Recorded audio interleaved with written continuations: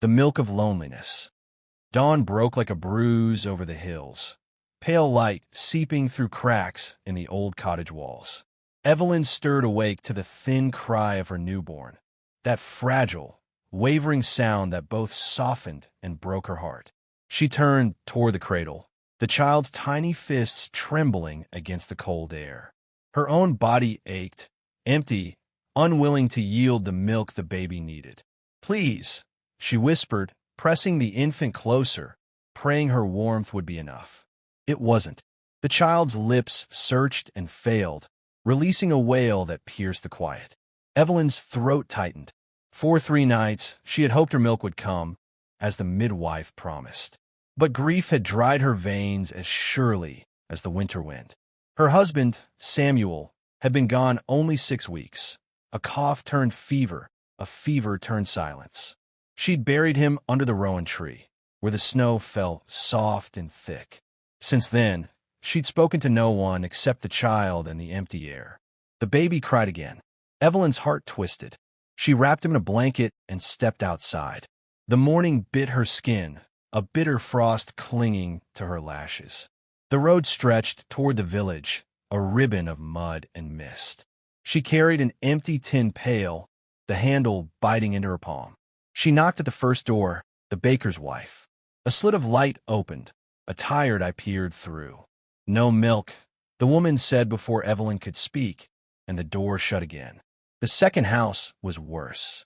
"We have our own mouths to feed." Another refusal. Another door closed.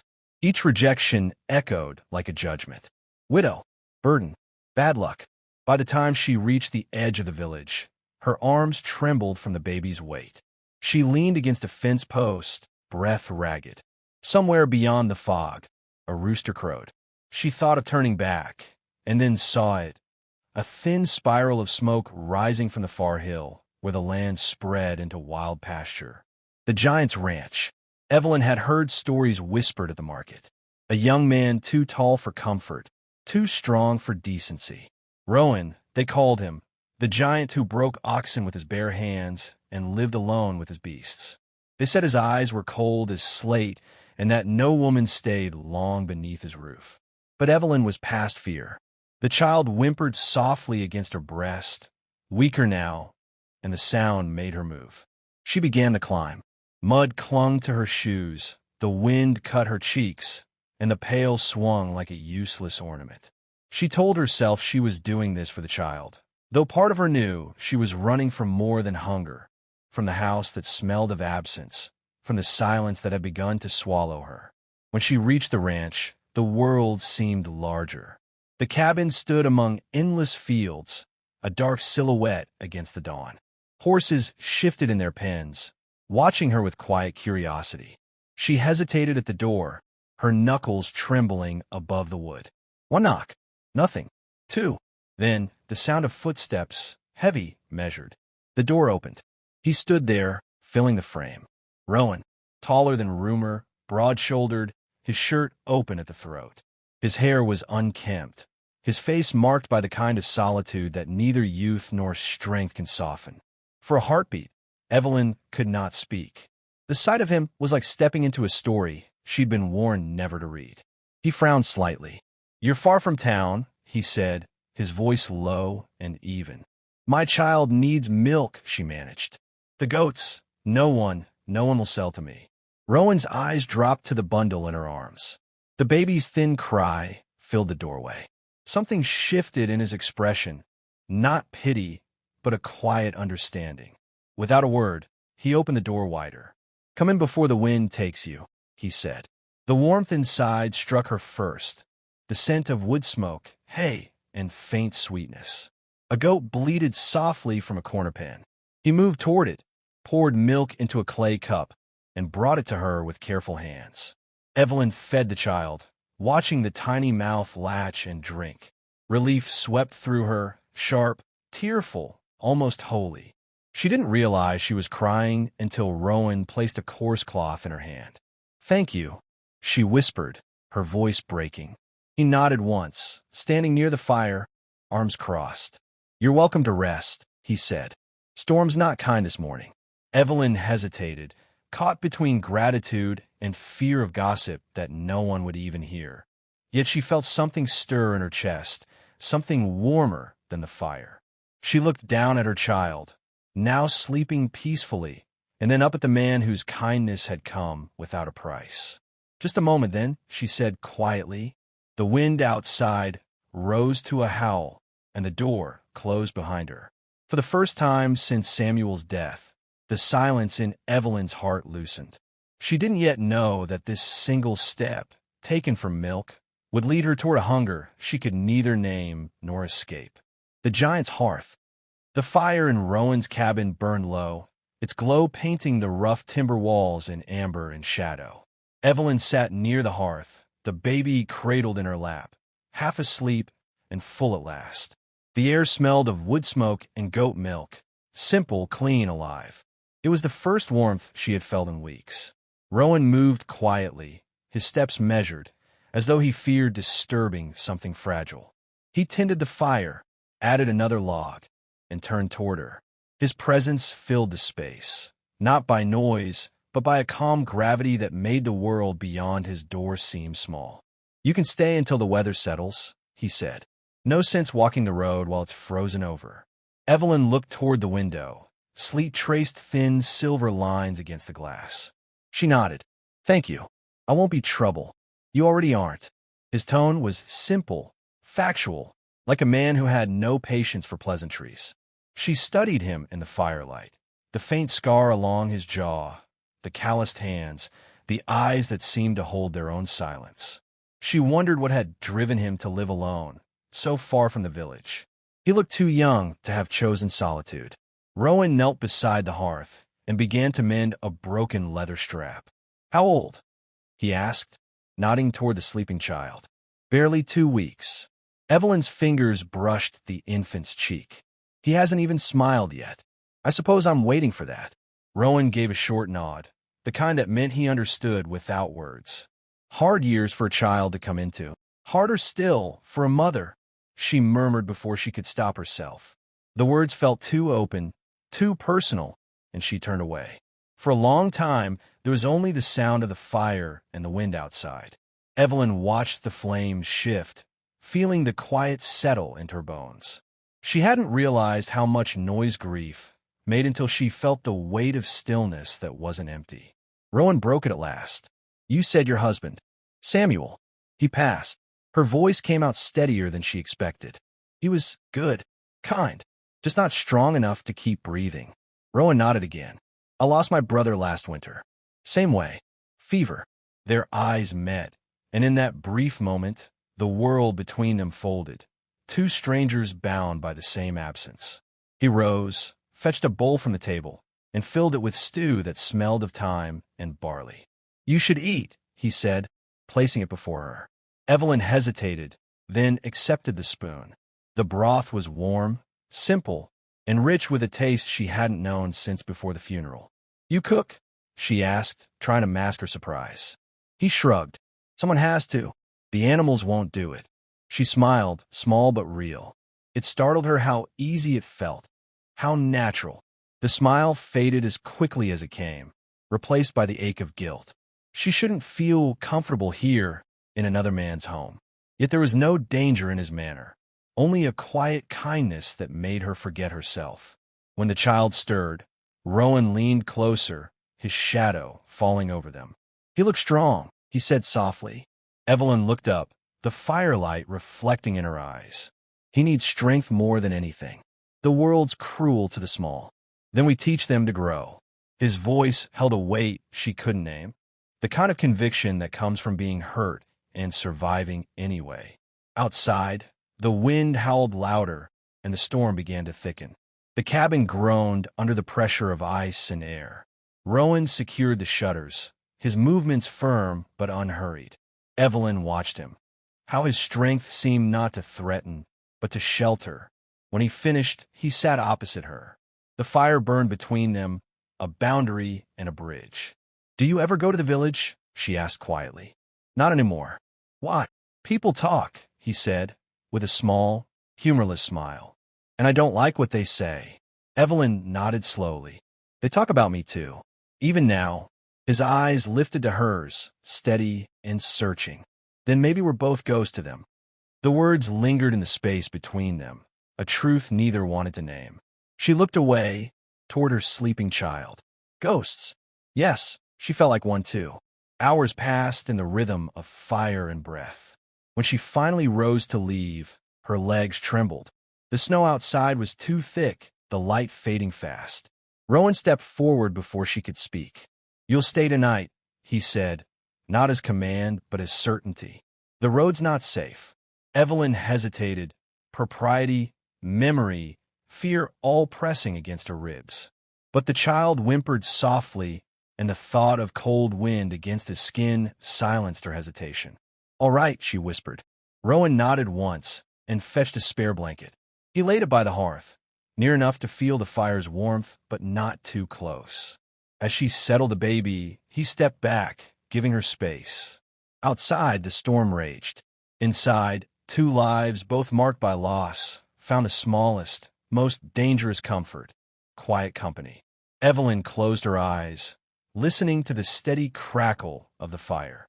She didn't yet understand how warmth, once found, could become the hardest thing to leave behind. The unforgiven dawn. Morning crept into the cabin with a gray, uncertain light. The storm had passed, leaving the world silent beneath a heavy quilt of snow. Evelyn awoke to the faint crackle of fire and the scent of wood smoke. Her child still slept beside her, tiny chest rising and falling in rhythm with the warmth that lingered from the night before. For a moment, she forgot where she was.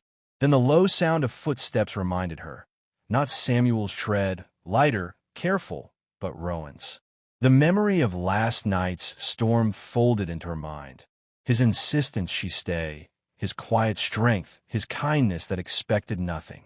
He was at the stove now, stirring something in a pot. The sight of him, broad-backed, the morning light glancing off his shoulders, filled the room with a strange calm. He looked more like a figure carved from the earth than a man of flesh and blood. "You should eat," he said without turning. "The road will be clearer by midday." Evelyn drew the blanket closer around her.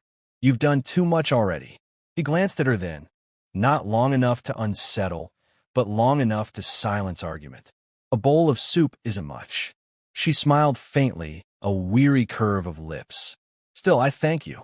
He nodded once, poured the stew, and handed it to her. His hand brushed hers, warm, rough, and lingering a heartbeat too long. Evelyn froze. The moment passed, but something unspoken remained in its wake, humming quietly between them. She ate in silence, pretending not to notice how often their eyes met. Rowan tended to the goats, to the woodpile, to everything but the charged stillness that seemed to grow thicker with each passing hour. By afternoon, the snow had begun to soften. Evelyn wrapped her child and stood at the door. "I should go before night comes again," she said. Rowan wiped his hands on a rag. "If you must." There was no plea in his voice, only a weight that made her chest tighten. She looked at him, at the man who had asked for nothing and yet given her more than anyone had since Samuel's death. "I'll bring back your bowl," she said, though she didn't need to. His mouth twitched, the ghost of a smile. "You can keep it. Gives you a reason to visit again." The words were simple, almost playful, but they landed between them like a spark in dry grass. Evelyn didn't answer. She turned and stepped into the cold, the child pressed close, the bowl warm in her hand. Days passed. She tried not to return. She mended clothes, swept floors, spoke to no one. But the quiet felt heavier than before, as if the storm had moved inside her. At night, she dreamed of firelight and the low rhythm of Rowan's voice. She told herself it was gratitude, nothing more. By the fourth day, the baby's milk ran out again. She could have gone to the village. She told herself that as she walked the long road back to the ranch. Her boots crunched over snow that had turned to ice. Her heart beat faster with every step. Rowan was outside, splitting logs. When he saw her, he paused, the axe resting against his shoulder. "Back so soon?" "The baby," she said quickly. "He needs more milk." He nodded, said nothing, and led her inside. The same warmth greeted her, the same scent of hay, smoke, and quiet safety. He poured the milk, and she fed her child while Rowan busied himself with small, unnecessary tasks, adjusting the fire, moving a chair, filling the kettle. Both knew what they were avoiding. When the baby slept, Evelyn spoke softly. "Do you ever feel lonely here?" Rowan looked at her, his eyes dark beneath the lamplight. "I used to. Not so much anymore." The simplicity of it struck her harder than any confession. She lowered her gaze. "I shouldn't come so often." "Then why do you?" She had no answer, or too many. The truth pressed at her lips, but refused to escape.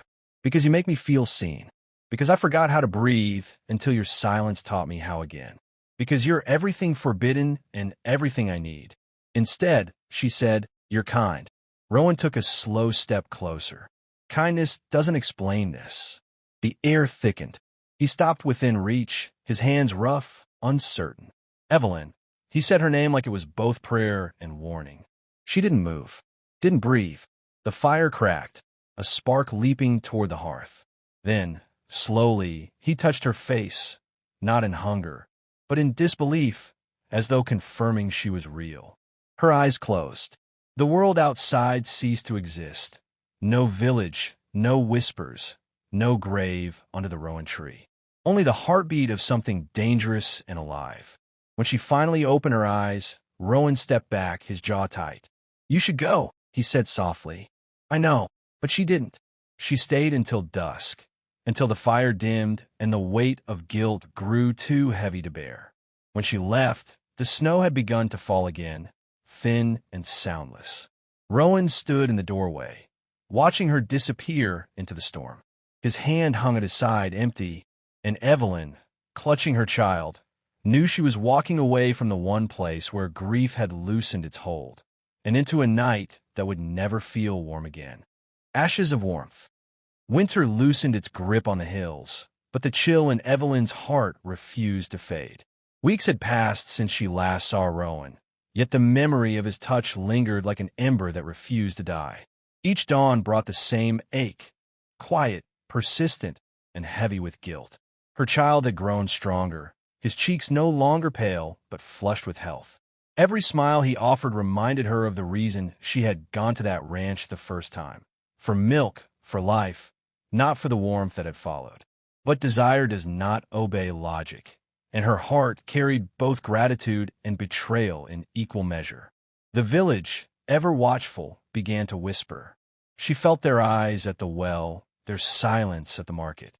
Some said the widow looked too bright for mourning, that her steps were lighter than grief should allow. Evelyn ignored them, but each rumor felt like a stone dropped into her chest. One morning, she decided to face what she had left unfinished. The baby slept soundly, bundled in a blanket.